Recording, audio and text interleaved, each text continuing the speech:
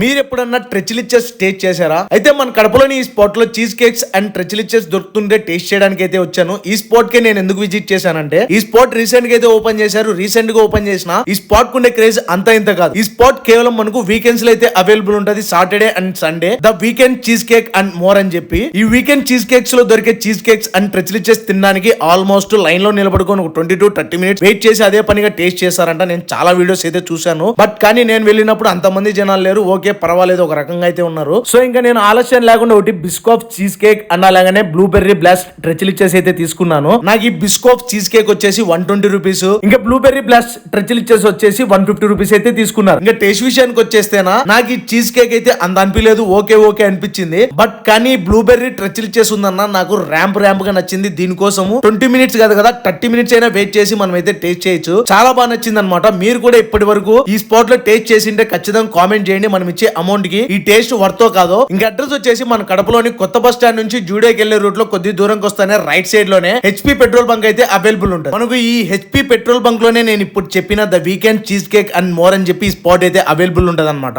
So ఇంకా ఆలస్యం ఎందుకు, ఎవరైనా వెళ్ళి టేస్ట్ ని టేస్ట్ చేయాలంటే ఎంత త్వరగా అయితే అంత త్వరగా వెళ్ళి టేస్ట్ చేసేయండి. అండ్ అలాగే ఇంకా ఇలాంటి మంచి మంచి వీడియోల కోసం ఇప్పుడే మన ఈ స్పాట్ పేజ్ ని కూడా ఫాలో చేసుకోండి.